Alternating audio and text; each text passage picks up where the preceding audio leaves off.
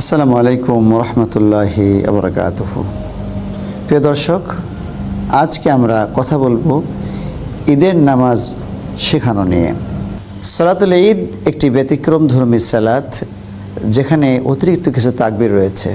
আর ঈদের নামাজটি এটি একাকী পড়া সম্ভব নয়, এটা জায়েজও নেই। এই জন্য এটিকে সম্মিলিত পড়তে হয়, ঈদগাহে অথবা মসজিদে এসে পড়তে হয়, এবং এর মাধ্যমে সামাজিক একটি বন্ধন সৃষ্টি হয়, সকলের মাঝে মহব্বত সৃষ্টি হয়। আমরা কিভাবে ঈদের নামাজ পড়ব?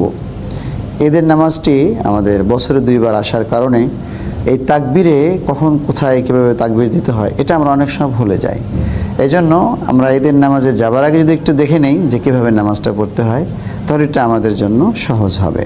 ঈদের নামাজের যে ব্যতিক্রমতা সেটি হলো, আমরা নর্মালি যে নামাজের নিয়ত করে তাকবীর তাহরিমা বেঁধে সেভাবেই বেঁধে নিতে হবে। বেঁধে নেওয়ার পরে সানা পড়ব। আমরা সানা পড়ে অতিরিক্ত 3টি তাকবীর দেব। এখানে অতিরিক্ত 3টি তাকবীর দিয়ে আমরা হাত বেঁধে নেব। আল্লাহু আকবার, আল্লাহু আকবার, আল্লাহু আকবার। হাত বেঁধে নিলাম। হাত বেঁধে নেওয়ার পরে ইমাম সাহেব সূরা ফাতিহা পড়বেন, অন্য একটি সূরা পড়বেন। সূরা পড়ার পরে ইমাম সাহেব আল্লাহু আকবার বলে রুকুতে যাবেন। আমরাও রুকুতে যাব। নর্মাল অন্যান্য নামাজের মতোই আমরা এখানে রুকুর তাসবিহ বেজর ভিত্তিতে পড়ব, সুবহান রাব্বিয়াল আযীম বা অন্যান্য তাসবিহ। ইমাম সাহেব তাকবীর দিলে আমরা মাথা উঁচু করব, উঠব, সামি আল্লাহু লিমান হামিদা। আমরা পড়ছি রব্বানা ওয়ালাকাল হামদ হামদান কাসীরান তাইয়িবান মুবারাকান ফি। ইমাম সাহেব তাকবীর দিবেন সিজদার জন্য, আমরা সকলে সিজদা করব। আল্লাহু আকবার, সুবহান রাব্বিয়াল আলা, সুবহান রাব্বিয়াল আলা, সুবহান রাব্বিয়াল আলা। ইমাম সাহেব তাকবীর দিলে আমরা মাথা উঠাবো। আল্লাহু আকবার, আল্লাহুম্মা গফিরলি ওয়ারহামনি ওয়ারযুকনি ওয়াহদিনি ওয়াসকিনি ওয়াশফিনি ওয়াআল্লিমনি। যারা পারেন তারা পড়বেন, না পারলে কমপক্ষে কিছুক্ষণ এখানে স্টে করবেন। ইমাম সাহেব তাকবীর দিলে দ্বিতীয় সিজদা আমরা যাব। আল্লাহু আকবার, সুবহান রাব্বিয়াল আলা। সেজদা তাসবিহ আমরা 3 বার পড়ে ইমাম সাহেব তাকবীর দিলে আমরা মাথা উঁচু করে দ্বিতীয় রাকাতের জন্য উঠব। আল্লাহু আকবার।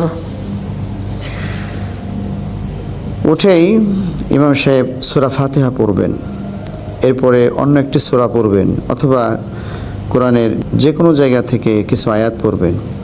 আয়াত পড়া কমপ্লিট হয়ে গেলে রুকুতে যাওয়ার আগে ইমাম সাহেব অতিরিক্ত 3টি তাকবীর দিবেন। আল্লাহু আকবার, আল্লাহু আকবার, আল্লাহু আকবার। অতিরিক্ত 3টি তাকবীর শেষ। এখন হলো রুকুর তাকবীর দিয়ে ইমাম সাহেব রুকুতে যাবেন। আল্লাহু আকবার, সুবহান রাব্বিয়াল আযীম। এই যে কোনো তাসবিহ বেজর ভিত্তিতে ইমাম সাহেব পড়বেন। ইমাম সাহেব আমাদের কমান্ড দিলে আমরা মাথা উঁচু করব, দাঁড়াবো। সামি আল্লাহু লিমান হামিদা, রব্বানা ওয়ালাকাল হামদ হামদান কাসীরান তাইয়িবান মুবারাকান ফি। ইমাম সাহেব সিজদার জন্য কমান্ড দিবেন। আল্লাহু আকবার, সুবহান রাব্বিয়াল আলা, সুবহান রাব্বিয়াল আলা, সুবহান রাব্বিয়াল আলা। এই তাসবিহগুলি আমরা বেজর ভিত্তিতে পড়ব। ইমাম সাহেব আল্লাহু আকবার বললে আমরা বসবো। আল্লাহু আকবার। এখানে কিছুক্ষণ স্টে করতে হবে। যারা দোয়া পারি আমরা দোয়া পড়বো, আল্লাহুম্মা গফিরলি। শুধু এতটুকু পড়লেও হবে, আর যারা বেশি পারেন পড়বেন। ইমাম সাহেব আবার তাকবীর দিবেন। আল্লাহু আকবার, সুবহান রাব্বিয়াল আলা। আমরা তাসবিহ বেজর ভিত্তিতে পড়ব। ইমাম সাহেব তাকবীর দিলে আমরা বসে যাব। আল্লাহু আকবার। এখানে ইমাম সাহেব আত্তাহিয়াতু করবেন, আত্তাহিয়াতু লিল্লাহি ওয়াস সালাওয়াতুত তাইয়্যিবাতু। এরপরে এটা শেষ করে দুরূদ পড়বেন, আল্লাহুম্মা সাল্লি আলা মুহাম্মাদ ওয়া আলা আলি মুহাম্মাদ, এটা শেষ পর্যন্ত। এবং এটি শেষ হওয়ার পরে আমরা দোয়ায়ে মাসুরা পড়ব, আল্লাহুম্মা ইন্নী যালামতু নাফসি যুলমান কাসীরা। একেবারে এই দোয়া মাসুরা শেষ হওয়ার পরে ইমাম সাহেব সালাম ফিরিয়ে দেবেন, আমরাও সালাম ফেরাবো। আসসালামু আলাইকুম রাহমাতুল্লাহ, আসসালামু আলাইকুম রাহমাতুল্লাহ।